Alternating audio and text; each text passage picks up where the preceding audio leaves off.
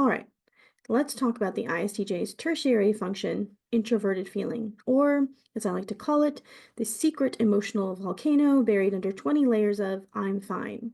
Look, ISTJs don't do dramatic outward emotions. They are the structured, responsible, stick to the plan types. But deep inside, there is a core of fiery, deep emotions, personal values, and feelings that they hold to extremely strongly.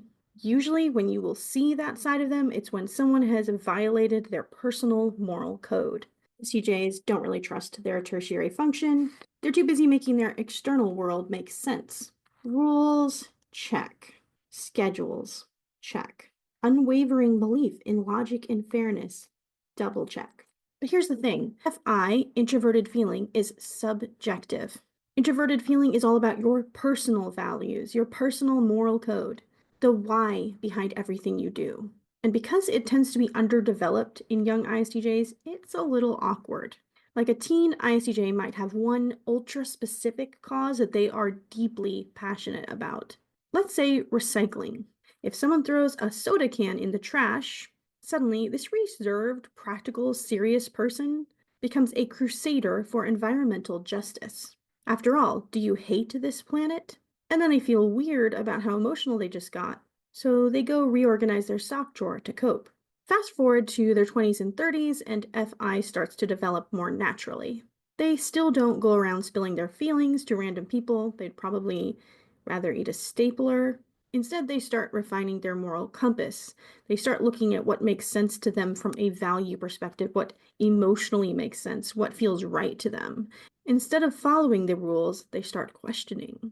Do these rules actually align with my personal values? They get very principled. Integrity, honesty, and doing what they believe is right becomes non-negotiable. They're also weirdly human lie detectors at this point. You say one thing but act differently, they definitely noticed that. And they will judge you for it, silently, from across the room. Here's where ISTJs can go off the rails with tertiary introverted feeling. Moral absolutism. They decide something is right or wrong and refuse to budge. Like, ever. Even when new evidence suggests that maybe there's some gray area. 2, they can hold a grudge like it's a hobby.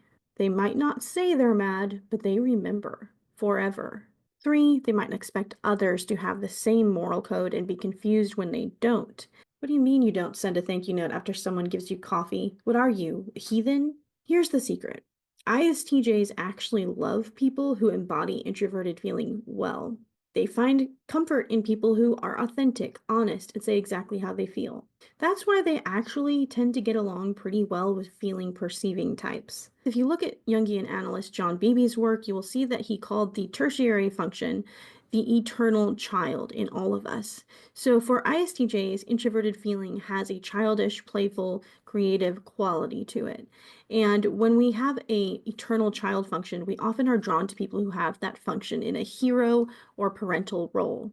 So there's actually a reason why so many ISTJs actually wind up in relationships with feeling perceiving types, something I've seen again and again as an MBTI practitioner. When ISTJs are stressed, they tend to turn to their introverted feeling by retreating into their personal projects, listening to music that helps them to get into their emotions, or silently judging society while sipping tea.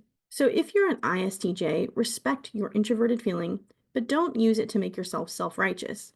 And if you know an ISTJ, respect their personal values. Try to be curious about what makes them tick, what they personally like. Ask them for their opinions. That gives them the chance to share what's personally significant to them and what their personal values are. If you'd like to find out more about ISTJs or the tertiary functions of all the other Myers-Briggs personality types, be sure to check out my website at psychologyjunkie.com. I will post some links in the description. And hit the bell, like, and subscribe if you would like to see more videos like this one. Thanks, everyone. See you next time.